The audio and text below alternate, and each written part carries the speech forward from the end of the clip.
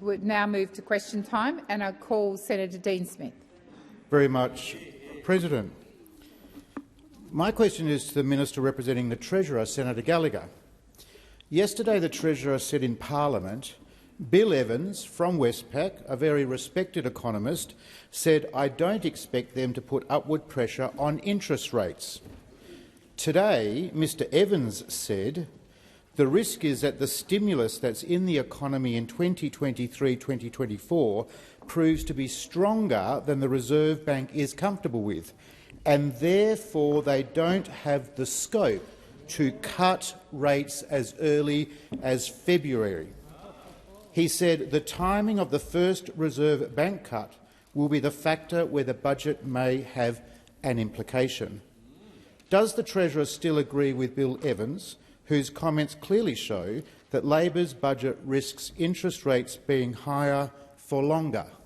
Thank you, Senator Smith. Minister Gallagher. Thank you very much, and I thank Senator Smith for the question. We are very confident that the budget providing cost of living relief and important investments into services like Medicare— well, give me a second. In fact, you've given me 12, so I appreciate that before the interjection starts, Senator Cash. Without adding to inflation. And I would note there is a fair bit of commentary around about the budget, as you would expect, 2 days later. But Treasury's assessment, which provides advice to the government, which supported us in finalising our budget decisions, Treasury's very clear assessment is that this budget will not add to inflationary pressures, and that is clear right through the budget papers. The cost of living package is expected to directly reduce inflation by 3/4 of a percentage point in 2023-24, and I would remind those opposite that a reasonable proportion of the spending that's happening in this financial year is to do with the legacy pressures that we inherited from you. So it's spending that was continuing up and then it was stopping, and we are keeping those services and those agencies going. But I would note it would be very unusual, I think, to get all the economists in Australia, particularly those that provide commentary, and for them to agree on one point. I would say it's not unusual, thoroughly unsurprising that you would have a range of views. I note that there has been comments from Mr Evans from Westpac. In fact, I had some discussions with Westpac yesterday, and I have a direct quote from Mr Evans where he says that he believes the policies were necessary, that's the investments we were making, and I don't expect them to put upward pressure on interest rates in the near term. Thank you, Minister. Senator Dean Smith, first supplementary. President, a supplementary question. Yesterday you told the chamber the budget was fiscally neutral, but today your colleague, the Minister for Aged Care, said that, and I quote, "This is a budget that will put downward pressure on inflation," in contrast to economists from countless banks and rating agencies who've called this budget expansionary. Are you seriously arguing that the Minister for Aged Care is correct and that the majority of Australia's leading economists are wrong? Thank you, Senator Smith. The time has expired. Minister Gallagher. Thank you, President. It would appear that Senator Smith wasn't listening to every single word I said in question time yesterday. I'm horrified. I'm horrified. Out of everyone, Senator Smith, I expect you. You're a man with the eye on the detail. I know that from appearing before you in estimates. But I think if you go back and have a look at what I was saying that the Treasury advice is that the cost of living package is expected to directly reduce inflation by 3/4 of a percentage point in 23-24. I said it, in fact, in answer to your first question as well. So I think the answers given by Minister Wells are completely consistent with the answers that I gave yesterday. I said that it puts downward pressure in 23-24 and across the forwards is broadly neutral. That is the point that we have been making for the past 2 days. And I would say— Thank you, Minister. The time for answering has expired. I'll get an opportunity. Senator Dean Smith, second supplementary. Thank you, President. Can the minister assure the Senate that not one of the measures in Labor's budget were thought to be inflationary in the independent Treasury advice you referred to in your first answer? Thank you, Senator Smith. Minister Gallagher. Budget is a range of decisions, hundreds if not thousands of decisions that work together. And the focus of the ERC has been very clearly to make investments where we can, to make sensible cost of living relief package where we can find room to do so, and to not have those measures add to inflation. We have been consistent across that from the beginning of putting this budget together to the release of this budget. It has been front and centre of our thinking. But we have had to accept that there is a need to provide some sensible, modest investments where we can afford to do so. You see those in the cost of living package, where we can find room to support other investments like Medicare to make sure that bulk billing continues on, then we've made that as well. The Treasury advice was very clear, cannot be clearer. Look forward to exploring this in estimates, that the decisions taken in this budget and are not inflationary, and they are reflected in the inflation forecast in the budget. Senator White. My question is to the Minister for Women, Senator Gallagher. Can the minister outline how the budget delivers for women in Australia? Thank you, Senator White. Minister.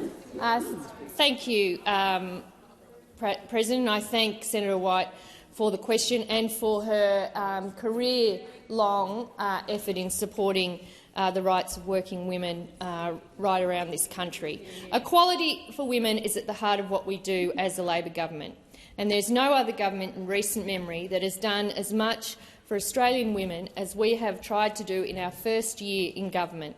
For too long, Australians were treated as second-class citizens, and after 9 years of blokey budgets, this is finally a budget that delivers for women.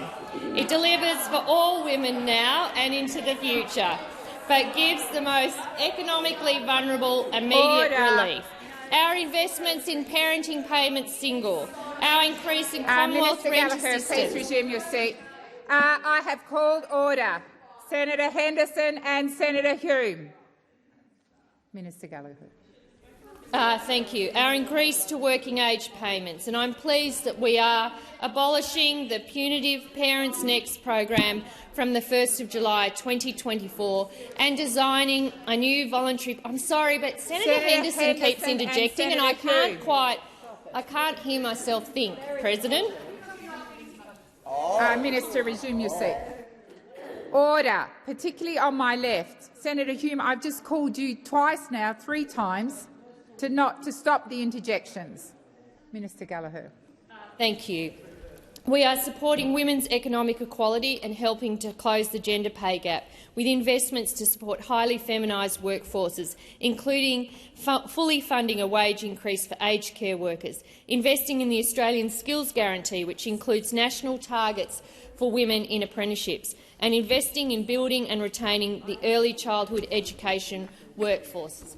Over an additional $500 million in further investment in the National Plan to End Violence Against Women and Children, to bring total funding for investment in that national plan to a record of $2.3 billion. And there's a number of measures which address women's health priorities, including $26.4 million to support health and medical research focusing on women's health. Thank you, Minister. Senator White, first supplementary. Thank you, Minister, for that comprehensive answer. It's a shame it was hard to hear, but I understand those who are used to developing blokey budgets won't listen. Can the minister outline how the budget builds on the significant investments in women already made by the Albanese government in just a year of government? Minister Gallagher. Thank you, Senator White, and I hope you can hear the answer to this. The answer to your question. In our first budget, less than 6 months after the election, we initiated the structural changes that will continue on, hopefully for generations, to improve the lives of all Australian women.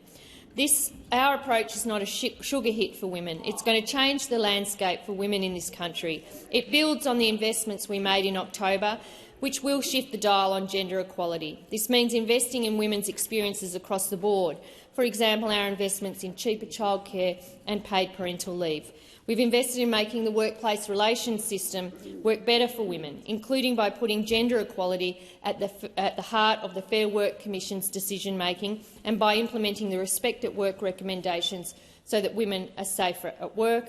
We're investing in women's safety, including to introduce paid domestic and family violence leave, and in consent and respectful relationships education. Thank you, Minister. Senator White, second supplementary. Can the minister outline how this budget demonstrates the government's commitment to ensuring that the experiences of women are at the heart of the budget process?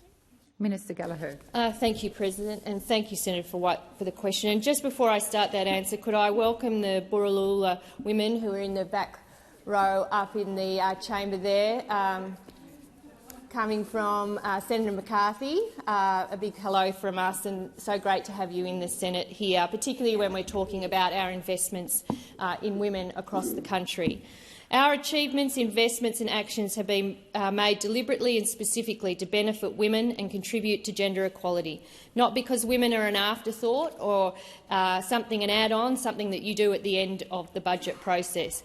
These are efforts that have been led by the Prime Minister down and across the Cabinet and reflect not only the values of the government, which is a majority female government, but the Australian people. And these priorities will be carried forward in the budget process through our gender-responsive budgeting, our women's budget statement and the measures which support those. Thank you, Minister.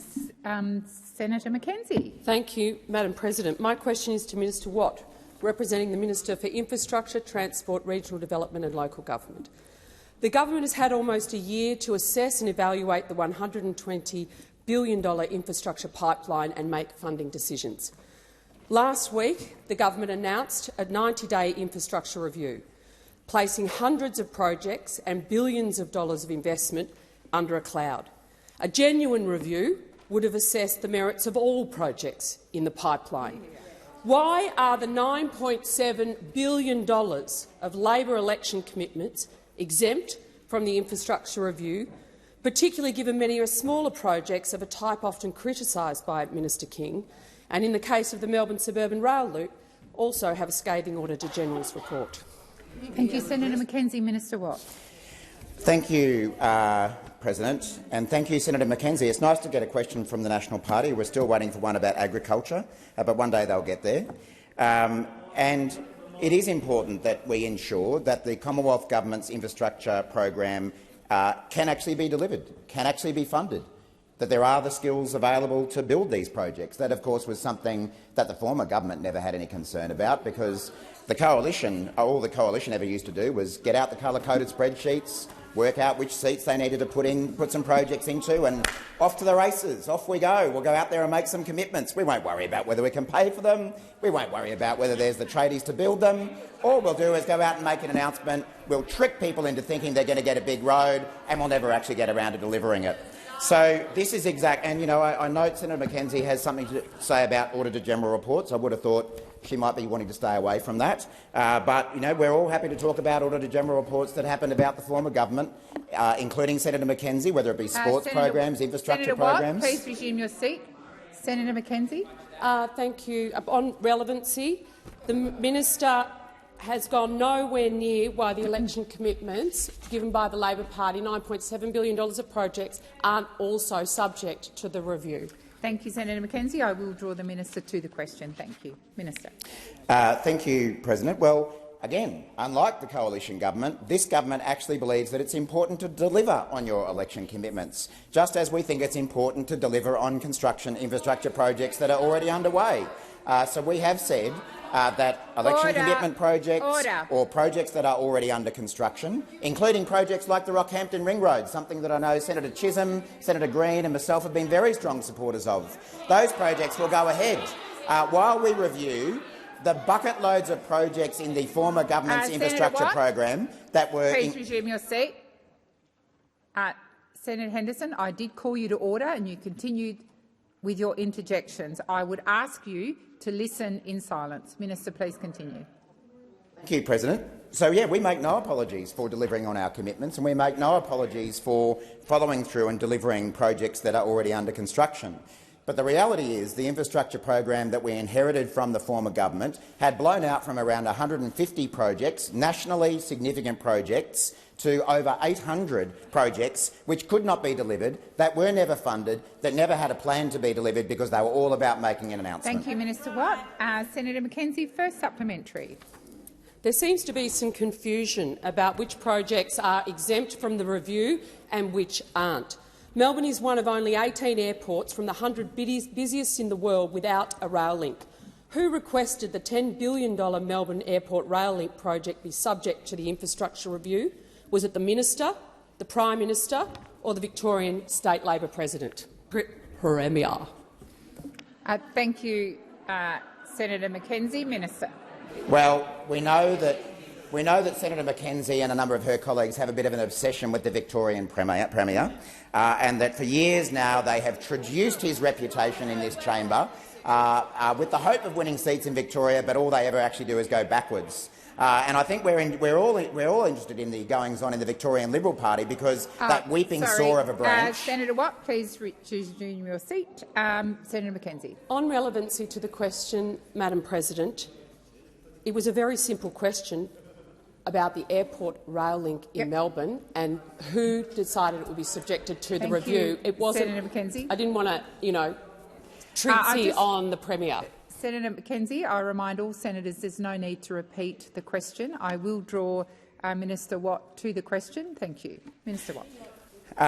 Well, I mean, I know this might be hard for Senator Mackenzie and the National Party to understand, but the Labor Party doesn't operate in a way where our party presidents dictate what happens in infrastructure programs. I mean, I know that's what happens in the National Party and the Liberal Party, that you get the faceless men out there, coming in and telling you what Minister to do Watt, and fund this Minister project Watt, and fund that project. Please resume your seat. Order across the chamber. Senator Ayres, I've just called the Senate to order. Minister Watt, please continue. Thank you. So, as I say, we don't operate on the basis of the coalition, where we have outside political intermediaries dictating what we should do. I know you don't want to hear it, but resume your seat. Senator Birmingham. Point of order, President. On the matter of direct relevance, the question was very clear. It went to whether it was the Prime Minister, the Premier or the Minister who interfered. Now, the Minister's had his fun for 46 seconds now, but in the remaining 14 seconds I urge you to draw him to the question and encourage him to be directly relevant to it and give a clear answer. Thank you, Senator Birmingham. I will again refer the minister to the question.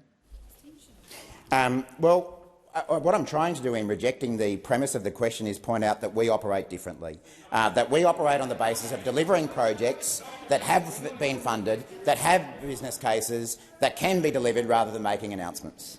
Senator Mackenzie, second supplementary.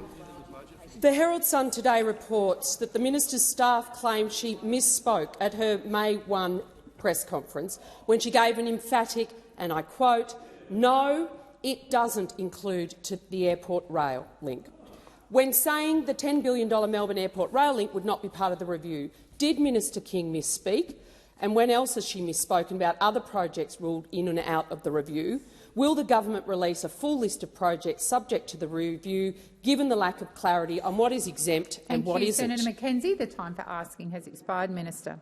Thank you, President. Thank you, Senator Mackenzie. Well, I have no reason to disagree with the comments that are in the Herald Sun today about that issue. But let's not forget the reason why we need this review in the first place, and that is because we inherited an infrastructure program that had blown out from 150 projects of national significance to over 800, littered with projects that were all about pork barrelling, didn't matter whether they could be delivered, grossly underfunded, unable to be delivered. I mean, there's the Inland Rail, that signature piece of the National Party at work. Senator I mentioned Birmingham. yesterday that the National Party was full of economic illiterates, and if there is one example better than any other, it is the Inland Rail, where the project has blown out in cost from, is it $15 billion to $31 billion, or is it 32 or 33 or 34? doubled in cost. We're not talking about small beer here. We are talking billions of dollars. There's the Urban Congestion Fund, the commuter car parks. We are cleaning up the mess, and we're going to have an infrastructure program we deliver. The time for answering has expired. Senator Barbara Pocock.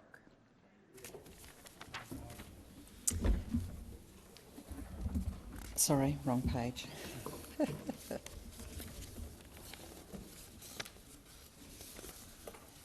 Didn't know I was next. On the 6th, my question is to the Minister of Finance. Sorry for the delay. On the 16th of November, the Tax Practitioners Board ruled that the former PwC partner, Peter Collins, leaked confidential government tax plans and sold advice to clients to help them sidestep multinational tax avoidance laws. Since then, PwC has been awarded more than $77 million in new government contracts. All you and the government have done to date is speak of reputational damage as the penalty for PwC and to seek assurances from PwC that they won't do it again. Will the government immediately cease and ban all contracts with PwC? Thank you, Senator Pocock. Minister Gallagher. Thank you, President. I thank Senator Pocock for the question. And on the issue, I think we have all been deeply shocked by the information that has been uncovered through that inquiry. And I think, certainly from my point of view, deeply disappointed that processes that are put in place so that we can engage in reasonable open discussion confidentially about how certain legislation is drafted and its potential impact, where we work with stakeholders, not just through places like PwC, but more broadly, has been compromised in this way. I've read all the emails that have been provided through Senator O'Neill's at Senator O'Neill's request that have gone through to the committee, and I think they reflect very poorly on PwC indeed. I know that the Treasurer has asked his secretary to provide advice to the government on what further steps are needed to respond to these matters beyond the recommendations of the Tax Practitioners Board. And I have also asked my department some time ago to look at what can be done in the procurement framework and in contract management processes to ensure the integrity of suppliers, but also to act as a very significant deterrent to this kind of behaviour occurring again. I haven't received that advice yet. We've been finalising the budget, but I expect that I will get it reasonably soon, and I'm happy to update you as I get it. My understanding is the government doesn't directly engage through the departments, through their contractual arrangements, that stopping those contractual arrangements where they exist is not an option available to. Senator Pocock, first supplementary. Taxpayers are looking for more than discussion and advice. The ATO estimated that up to $180 million in tax revenue could have been at risk from the PwC breach. Why is this matter not being investigated by the Australian Federal Police under the Crimes Act, and will the government sue PwC to recover any lost revenue? Thank you, Senator Pocock. Minister Gallagher. Thank you. Well, I think in response to the assertion that the Australian people deserve more than discussion and advice, it is not unusual before a government takes whatever future steps, if they are available to us, whether that's through the Treasury or the Finance, to take advice on that before making a decision. So I don't think that's unusual. I think what I am saying to you is that the government is extremely concerned about what has been uncovered through the Tax Practitioners Board's inquiry. We are aware of the material, we have looked at it, and we are taking further advice on what further can be done to deal with it. I think that's what people would expect from a responsible government. That's the steps the Treasurer and I have put in place. That is what we'll follow, and when we get that advice back, we will make further decisions. Thank you, Minister. Senator Pocock, second supplementary. Thank you for that answer. PwC monetised confidential government information to earn $2.5 million in fees from 14 clients to sidestep new multinational tax avoidance laws. In this clear case of systemic corruption and cover-up, which everyone in this place must find abhorrent, will you work with this parliament and support the Greens' referral of this matter to the National Anti-Corruption Commission? Thank you, Senator Pocock. Minister. Thank you. Well, as senators know, anyone can make a referral to the National Anti-Corruption Commission. They can then the commission determines makes its own decisions about what matters it will investigate. I can say that the government is appalled by the behaviour of PwC in this situation. It has compromised our ability to work with third parties around developing policy and legislation. And the Treasurer and I have taken the matter very seriously, and we are currently looking at what further steps are available in my area around the procurement framework, around panels, around future work, around all of those things, to make sure that not only are we putting in place tighter processes for those that are awarded contracts, but that we have a very significant deterrent about this kind of behaviour occurring again. Thank you, Minister. Senator Green. Thank you, President. My question is to the Minister representing the Minister for Regional Development, Senator Watt. Colleen is a registered nurse living in Theodore, west of Gladstone. Colleen has found it impossible to secure housing. On the housing crisis, Colleen has said, and I quote, "We don't have any options. We are out on the street. Basically, we are homeless." What is the Albanese government doing to address housing challenges in regional and rural Australia? Minister Watt. Thank you, President, and thank you, Senator Green, for being such a strong advocate for the needs of regional Queenslanders. It's a shame we don't have a few more of them in this place, especially sort of around there in particular. And certainly, Colleen's story in central Queensland is not an isolated one. At the end of last year, the vacancy rate in our home state of Queensland was 0.8%. And the numbers in the regions were far worse, particularly in Gladstone, the Southern Downs, the Cape, Goondiwindi and the Tablelands, all seeing near zero vacancy rates. The lack of housing in regional Australia disproportionately hurts women, low and middle income earners, the very essential workers and tradies that certain people that say they stand up for. It constrains regional economies and puts people in really difficult living situations. And it is the direct result of 9 years of inaction and underfunding of housing from the former coalition government, who pretend that they are on regional Australia's side but always let them down. For years under the former government, we saw state governments, peak groups and regional communities crying out for national leadership and funding from their federal government to address what was a looming housing crisis. And as a result of their inaction, as a result of the mess they left behind, we see far too many regional Australians being hit by growing rents, struggling to buy a home and facing or experiencing homelessness. Now, we, of course, as the new Labor government, have a policy to deliver 30,000 new social and affordable rental homes across 5 years through the Housing Australia Future Fund. And in fact, we've committed to distribute the homes equitably across urban, regional and remote Australia. So why are Senators Canavan and McDonald, for instance, working with the Greens to stop this from happening? Why is Gladstone-based Senator Ormond Payne taking instructions from the inner-city-based Brisbane housing spokesperson on the other side of the building? These people should get behind regional Australia and back in those homes. Your time for answering has expired. Senator Green. Senator Canavan, I've called order. Senator Canavan. Senator Green, first supplementary. Thank you, President. Kelly, a disability pensioner from Tasmania, was forced to live in a tent while waiting over 8 months for social housing, and she was on the priority list. Can the minister outline how the Albanese government's housing initiatives guarantee social and affordable housing for regional and rural Australia? Just a moment, Minister. I'm waiting for silence before I call the Minister. Minister Watt. Thank you, President, and thank you, Senator Green, for the question. And certainly we all know the impacts the housing crisis is having in Tasmania, none more so than our Tasmanian senators. And I thank the advocacy of local senators from this side of the House, as well as Senators Lambie and Tyrrell, for their willingness to work together for good housing outcomes. It's a little bit of a shame that a couple of other senators from Tasmania didn't have the same approach. The Albanese government has been working hard to implement housing initiatives to increase housing supply in regional and rural Australia. In Tasmania, for example, we're delivering 48 new affordable homes in Launceston in partnership with community housing. Senator McKim. Senator McKim. Order.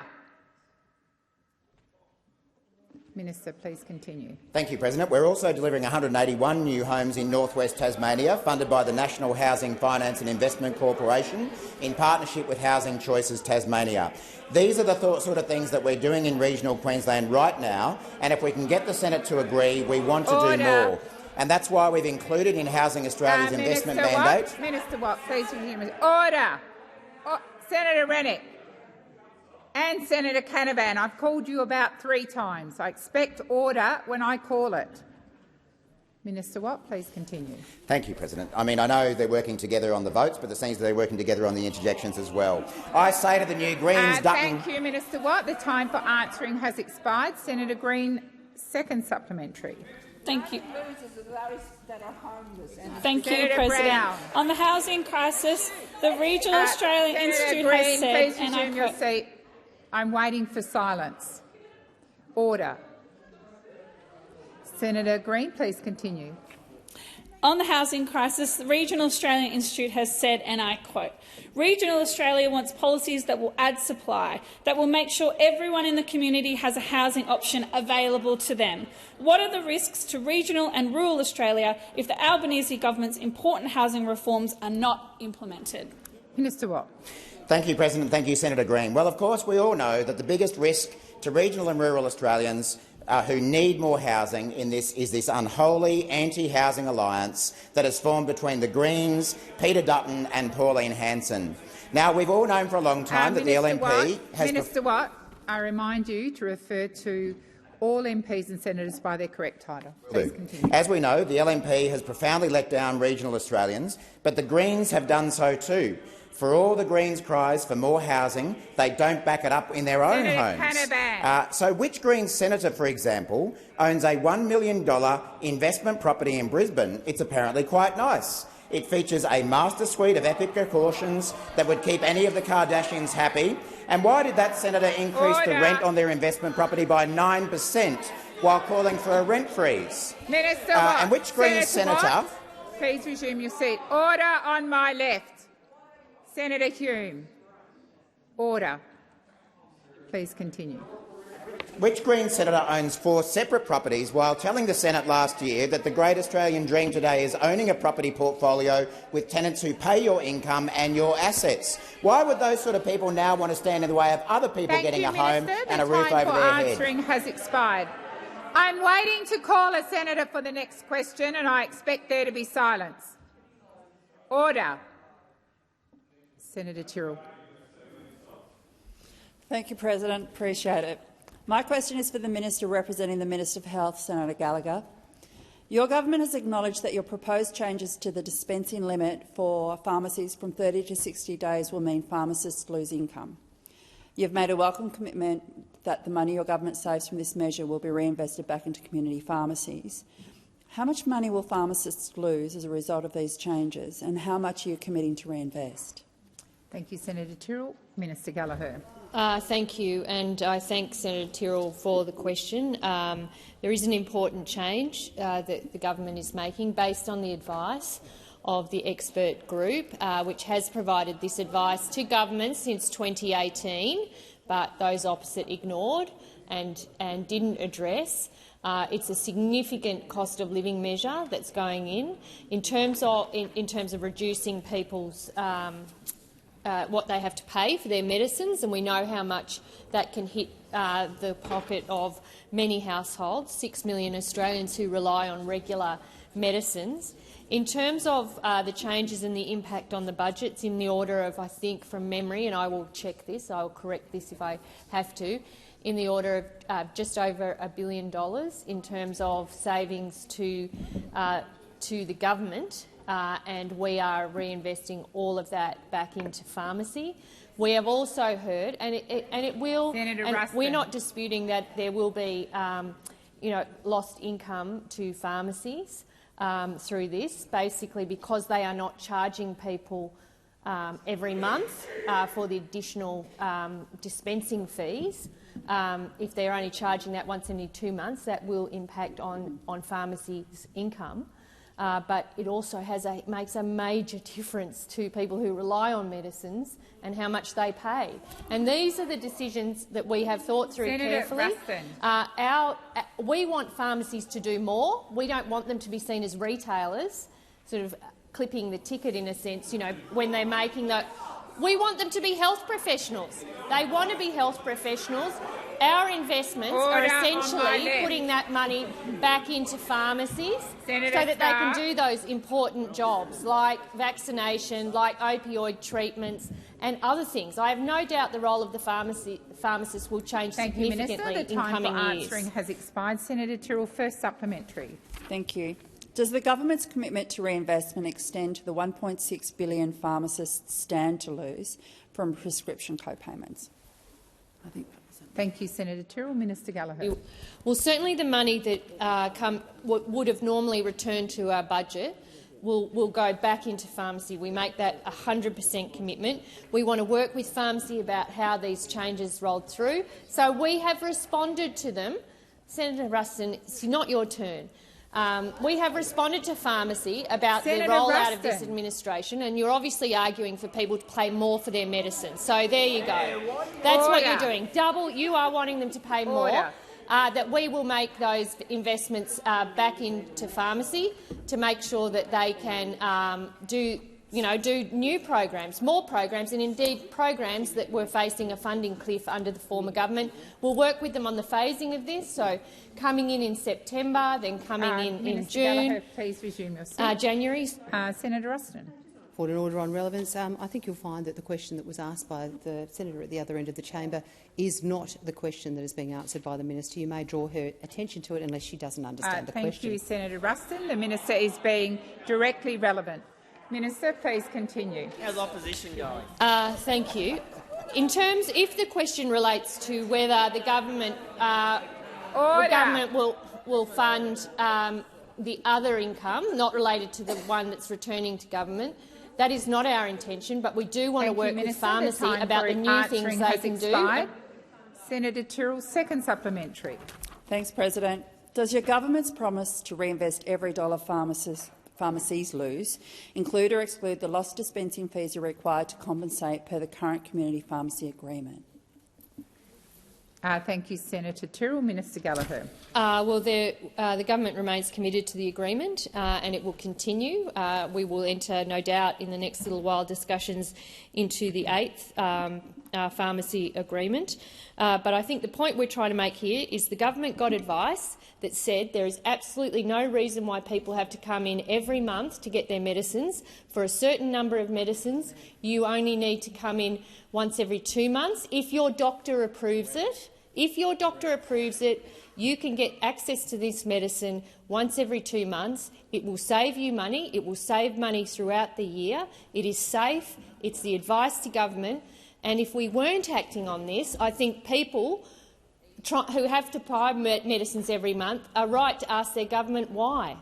Because the very clear advice is it's safe, we want to work with pharmacies, and it means that it's cheaper for people who rely on long-term medicine. Thank you, Minister. Senator Chandler. President, my question is to the Minister for Finance, Senator Gallagher. Yesterday on Sky News, former Labor leader Bill Shorten said this: "I always think, there's plenty of property tax concessions and a lot of well-off people still getting some money from the government." Do you agree with Minister Shorten? Thank you, Senator Chandler. Minister Gallagher. Thank you. I haven't seen the comments to which Senator Chandler refers, and I do note that the opposition has a habit of selectively quoting well, you do, to be fair. You do. I think the tax expenditure statement, which the Treasurer released earlier this year, shows the arrangements that are in place, various tax concessions that are in place. We reported it openly and transparently. You can see it in the tax expenditure statement. It's available online, I believe, if you haven't already looked at it. And the budget that we handed down on Tuesday, just 2 days ago, doesn't make any change to those arrangements. The budget that we handed down was very much focused on cost of living relief, about where we could make investments into key services like Medicare, tripling the bulk billing rate, and also how do we repair the budget over time? How do we borrow less? How do we pay less interest?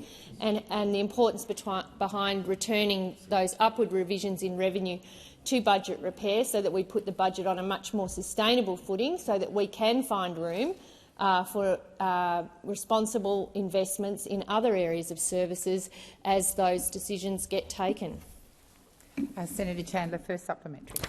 Thank you, President, and thank you, Minister, for your response. Minister, is the government's view that a tax concession or a tax reduction is, as Minister Shorten said, the government giving out money? Or are such tax arrangements a case of Australians getting to keep more of their hard-earned income? Minister Gallagher. Well, the budget outlines the government's position on all of these matters. I would refer you to the budget. It clearly outlines the changes that we've made around taxation. There are some modest and minor changes, but ones that will make a meaningful difference to the budget going forward, particularly outside the forward estimates. So you look at the changes we're making to superannuation, bringing forward some revenue under the arrangements under the PRRT.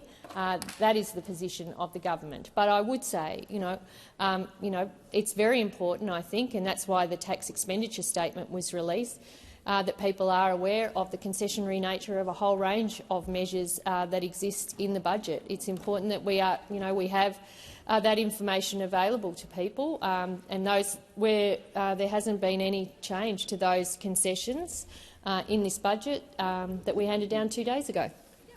Thank you, Minister. Senator Chandler, second supplementary. Thank you, President. Minister, is the fundamental reason why Australians always pay more under Labor because Labor doesn't actually trust Australians to spend their money on their own needs? Thank you, Senator Chandler. Minister Gallagher.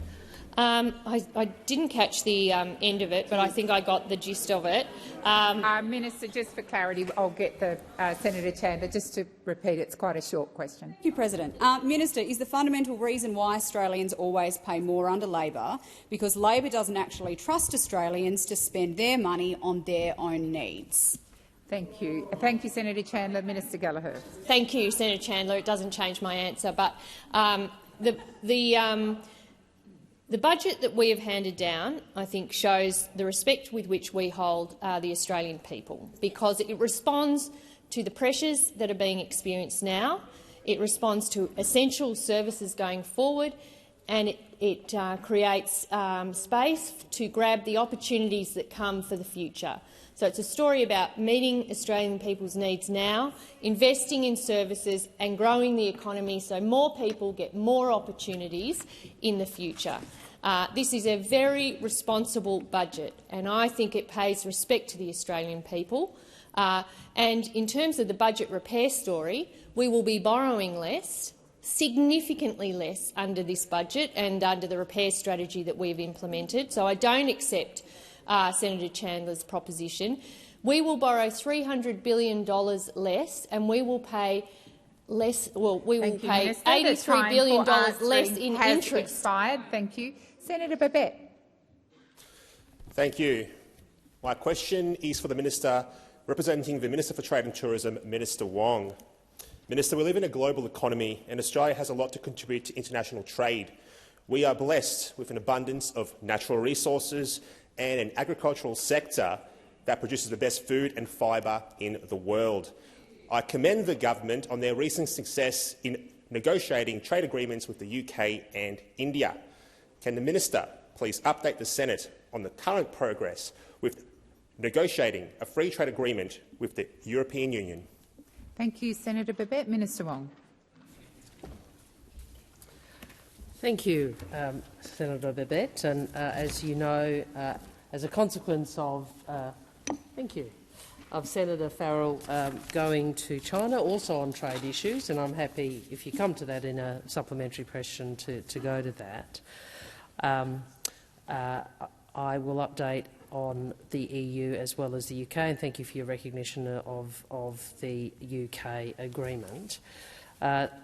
Securing an ambitious trade deal with the European Union would obviously be a significant step towards creating more opportunities for Australian exporters. One of the points that we have made since coming to government is that diversification of our export markets, which we recognise is a diversification of what we export as well as where we export to, is an important part of improving our economic resilience. We benefit greatly from trade, bilateral trade with many countries, and we are better off and more resilient as a nation if we can diversify our export markets, which requires, in turn, not only trade agreements but also a diversification of the goods and services exported. Obviously, the European Union, which is a very large part of the global economy. It's a high-income market. It has about 450 million people, GDP of around $24 trillion. We are working towards, I know Minister Farrell is working towards progress or seeking to progress the EU trade agreement. I think there's already been quite a lot of media and discussion about it, including under the previous governments. There are issues that will have to be resolved, issues around provenance and so forth. I know Minister Farrell is working very hard to try and ensure there is progress on that for the reasons I've outlined. Thank you, Senator Wong. Senator Babet, first supplementary. Minister, free trade agreements are a good example of where bipartisanship it delivers great outcomes for the Australian people. Now, on the 6th of March, the government member for Fremantle and chair of the Treaties Committee stated in the Federation Chamber that the independent tribunal system used to resolve investor-state dispute settlements is dodgy. His words. Minister, does your government agree with this statement? Yes or no? Is the ISDS dodgy? Thank you, Senator Babet. Senator Wong. Thank you. 2 points there. First, in relation to bipartisanship, I think you'll find, Senator Babet, and I know you weren't here when I was Shadow Trade Minister, nor would you probably remember anything about that, but because it may not have been that interesting. But I did work quite hard as Shadow Trade Minister to deliver bipartisanship, and it was through that period that the Labor Party supported the China Free Trade Agreement, the Korean Free Trade Agreement. Oh, Senator Wong, please resume your seat. Senator Babet. Just on relevance there, President, I just would like to know if the ISDS, is it dodgy? That's all. Yes or no? Thank you, Senator Babet. There was also rest of your question also went to free trade agreements and bipartisanship. Minister Wong. Senator Babet, I wasn't trying to obfuscate. I was actually trying to be helpful, and I was actually agreeing. I think bipartisanship does matter. I'm also on record from that time, and I think since that time our party's position has developed, raising concerns about ISDS. We all know, for example, that it was, my recollection is, and I might be wrong, a Hong Kong Free Trade Agreement and investor-state dispute settlement clause under that, which led to tobacco companies seeking a legal thank action you, Minister. against the time for Australia. has expired. Senator Babet, second supplementary. Minister, it is important for the integrity of current and future trade agreements that the Commonwealth of Australia abide by the terms of its agreements. We note that the same member of government made further statements on the 30th of March, and I quote, again, the dodgy system known as ISDS. Are we to take it that the arbitrator recently appointed by the Commonwealth to an ISDS arbitration is also dodgy? Yes or no? Is he dodgy or she? Thank you, Senator Babet. Minister. Well, I'm not going to comment on an individual, and I'm sorry I don't actually know what detail you're referring to, Senator Babet, but I would make this point. The clause, the ISDS clause that I referenced in the Hong Kong Agreement, was used by tobacco companies to try and take legal action against an Australian government for plain packaging. I think that demonstrates, amongst other things, the concerns that many in the Australian community have about those sorts of provisions in trade agreements, that they obviate a country's sovereignty. or constrain a country's sovereignty. So we in government have said we won't be doing trade agreements with those clauses in them, and we will be going through a process of trying to improve or remove those agreements which have those Minister clauses. Wong, please resume your seat. Senator Babet. Once again, relevance is the person who is appointed by the Commonwealth to ISDS arbitration. Is this person dodgy? That's it. Thank you, Senator Babet. Minister Wong went to that part of your question. Minister, please continue. I again say we have concerns about ISDS clauses when it comes to ensuring that an Australian government can make appropriate decisions on behalf of the Australian community, and we put those on the record. Thank you, Senator Wong. Senator Polley. President, my question is to the Minister representing the Prime Minister, Senator Wong. After 9 long years of cuts and neglect, how is the Albanese Labor government investing in Medicare and, importantly, making it easier to see a doctor? Great. Thank you, Senator Polley. Minister Wong. Thank you, Senator Polley, and thank you for your support for Medicare, for your continued advocacy for public health and public health measures alongside all of your Tasmanian and Labor colleagues, because what we know is Labor built Medicare, and we will always protect it and we will always strengthen it. And there are some differences between those on this side of the chamber and those on that side. We can go through them. But you know what? Top of the list is Medicare. Medicare, because we are the party of Medicare, and we know that you have opposed it and sought to break it over so many years, including under Mr Dutton. I'll come back to you. But in this budget, this Albanese Labor government is making historic investments in Medicare.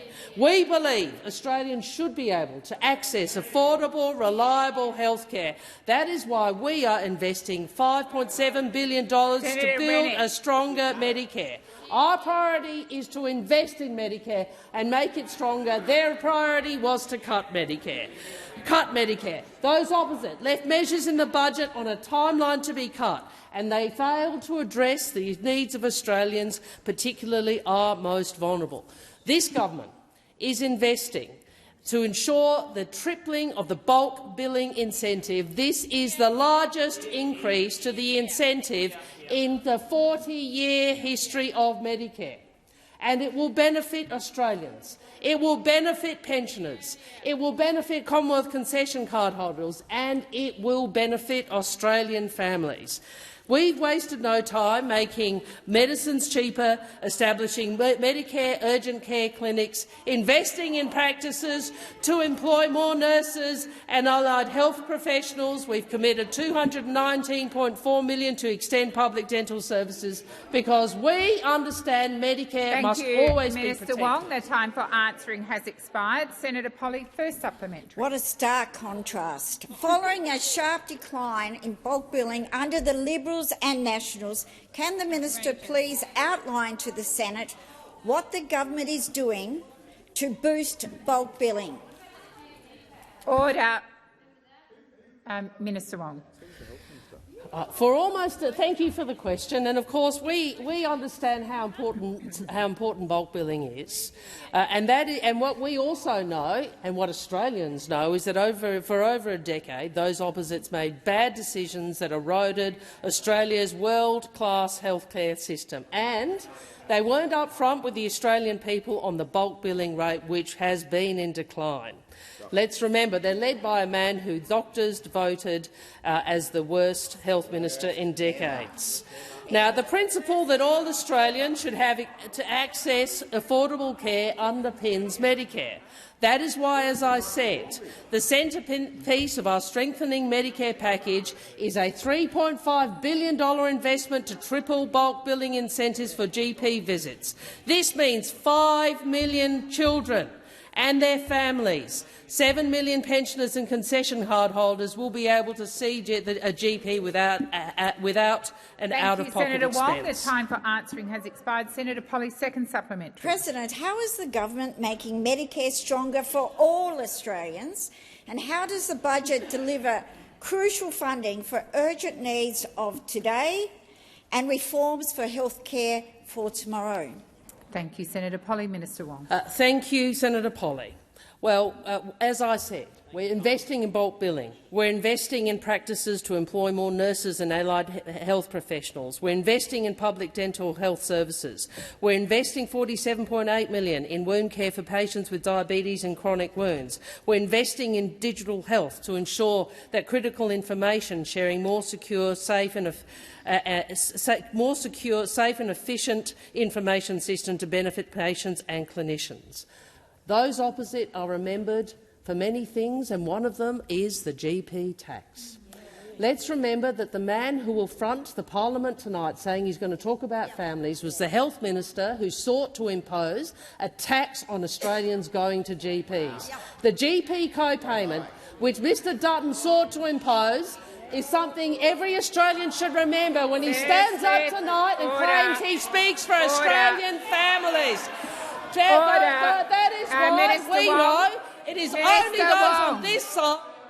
Time has expired. Order. Order. Order. Senator Smith, you've got one of your own senators on his feet. Senator O'Sullivan. Thank you, President. My question is to the Minister representing the Treasurer, Senator Gallagher. What proportion of Australian households will face the impact of higher inflation and interest rates being higher for longer as a result of Labor's budget, but receiving none of your selective handouts? Thank you, Senator O'Sullivan. Minister Gallagher. Well, thank you for the question, and I guess we should expect that kind of divisive question from those opposite that seek to divide Australia as opposed to unite it. And if the senator had read the budget papers, they will see that we are predicting that inflation comes down considerably over the next financial year before heading back to the target range. And I would remind those opposite that interest rates began rising under them. Because you lost the election, mate. Order. You lost the election. Order. That's why. Order. And we have been in a period of tightening of monetary policy since that time, and that's why the budget has been carefully crafted to not add to the inflation challenge in the economy. But here you go. Here's a list of things where we have our focus on all Australians. This is a budget that seeks to make investments that benefit all Australians, no matter how much you try to divide different groups across our community. In terms of wages growth, who do you reckon that helps? For the first time in a decade, under an overturning of your policy to deliberately withhold wage increases from working people, we are going to see real wages growth. And the reason why we've got significant upward revisions in this budget is because part of the reason is because we are seeing wages growth. Our investment in Medicare, the tripling of the bulk billing rate, supports all families across the country. We're putting downward pressure on inflation to tackle the cost of living, on energy bills, the gas and energy caps that we put in place that you voted against. Have a look in the budget at what that says about the fact that people will be paying less on their bills because as a direct the time result for answering of has expired. Senator O'Sullivan, first supplementary. Yesterday on the Today Show, construction worker Frank was interviewed and said, "I feel that our standard of living has reduced considerably. I've never seen it like this. Australia should be considered a lucky country. Are we lucky? No, we're not. Give the working person, the people who support this country, the middle-income workers, more relief." Minister, wouldn't Frank and indeed all Australians be better off if you had a plan to tackle inflation rather than a budget that just selects a few winners? Thank you, Senator O'Sullivan. Minister Gallagher. Oh, here we go.